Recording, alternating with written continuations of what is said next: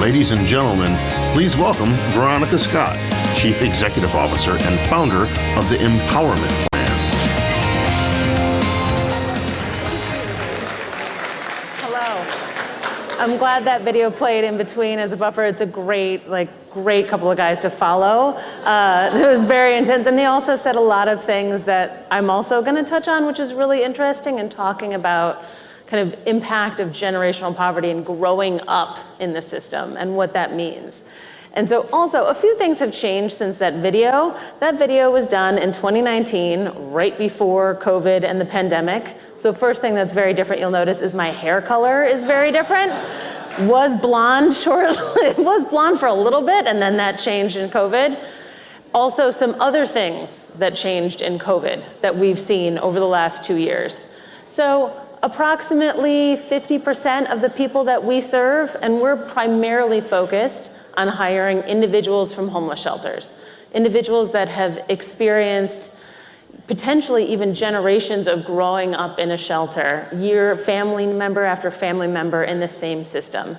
And then other individuals that have fallen back because of one thing. You know, they lost their job, potentially lost their mode of transportation, house fire, somebody ends up in a shelter. So we focus on hiring individuals that have dependents that are in shelter. And what we've seen in the last 2 years is that right before the pandemic, about 40–50% of the people that we serve had experienced domestic violence. The survey we did a year ago, 100% of those that we serve had actively experienced domestic violence or had experienced it recently. We had also partnered with a group out of New York that distributes our coats. They used to serve approximately 1,500 families a week out of a house in Queens. Now they serve about 4,500 families a week in Queens from the same house. And that household person coming there getting the food for that one home now is 11 people on average during COVID. And at the same time, all of our shelter partners that we heard from across the nation were saying they had a backlog. We all of a sudden had a very hard time hiring. And we're like, what's going on? And all of our shelters had said, well, we reduced our occupancy due to COVID. We used to have 4 people in a room. Now we can only have 1 family. So that means that shelters across the world went from 4 people per room down to 1, potentially 1 and a child, which reduced the number of people we could hire by 75% on average. And so how that impacted us in a couple ways. First, we really tried to assess vulnerability. If domestic violence was so high, and we heard that from everybody, we track vulnerability over years. So we do assessment called this VI SPDAT. It's something that shelters use to immediately assess, all right, we only have X number of beds. How do we triage and get the bed to the person that needs it the most? And they track the higher your vulnerability score, the faster you get a bed. This is an assessment that we do longitudinally to see if this person is becoming more stable and less vulnerable over time in Empowerment Plan. And what we've seen also in COVID is that no matter how much money you made, that vulnerability score went way up. And now it's beginning to creep back down. And so what we've done is we've brought on-site therapists on, so they're there consistently, because it's about the whole person. It's not just about the income, it's all of the things that have to do with mental health, into the ability for somebody to come to work every day. And then the other things that we've seen, after that, we also did a road trip with General Motors. They sponsored, got into a Suburban and went to 8 cities and distributed hundreds of coats to all of these partners. And so we could see the impact of the individuals in person. If I could get the slide back up, I'll show some pictures on there.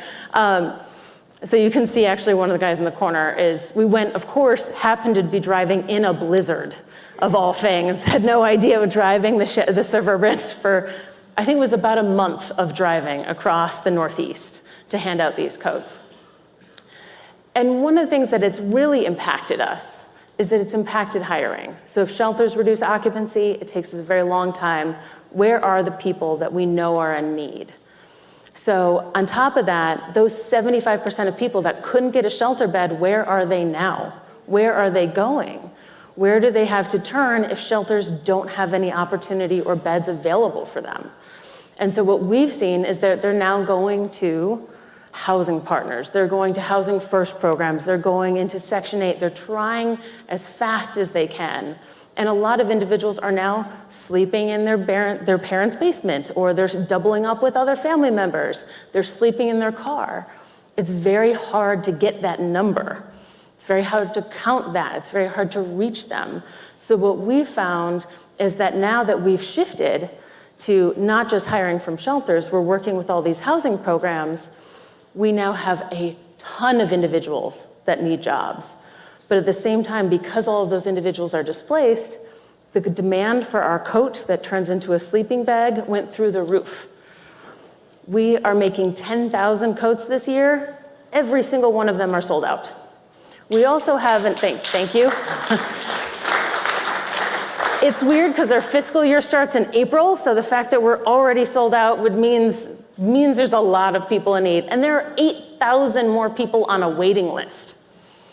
We have, 1 year out, 2 years out, talking to people, seeing how long it is before we can get them coats that they need.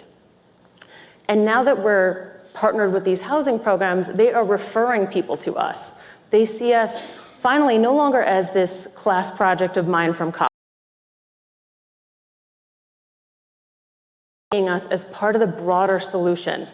This is not just kind of a cool, weird thing that's happening in Detroit or in West Village. They're seeing this as an ability to really get the metrics for the people that they serve. So we are getting referred individuals because they know that if they go to Empowerment Plan, the person that they're referring is going to be different than traditional workforce development. They're going to be with us for about 2 years. They're going to get paid to learn. So they may be there 9 to 5, Monday through Friday, making coats, but they only spend about 60% of that paid work week making our product. The other 40% of paid time is dedicated to that domestic violence support group. It's dedicated to GED, driver's training, mental health support. So you're getting paid to get your GED on site during the work week. Because what we found, there was a study done recently that said in order for a single woman to get out of poverty, she had to go to 72 different organizations. That is impossible. I can't even think of 72 different organizations. So we bring that network to one location.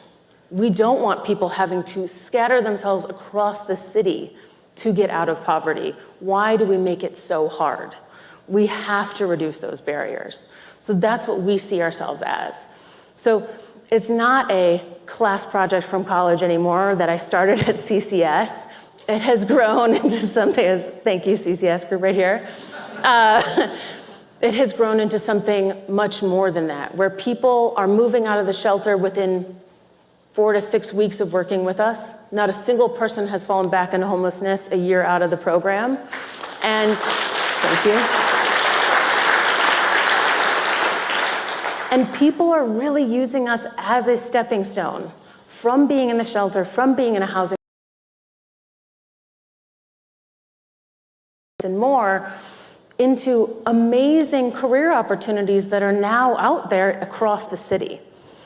So the biggest challenge that we have right now is, we're 10 years old. This is much further along.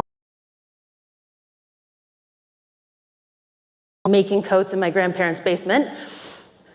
At this point, there is demand that is completely unprecedented. We are trying to hire as many people as we can and work with all of these incredible organizations that want to refer us talent that can't seem to get to those amazing new jobs out in the community. They're not making it into the interview. They need time to get stable. And so we want to hire those individuals, and we also need to make coats because that demand, those individuals, especially, we've talked with organizations in Ukraine, how do we help individuals that are displaced around the globe? And that's what we really need your help with.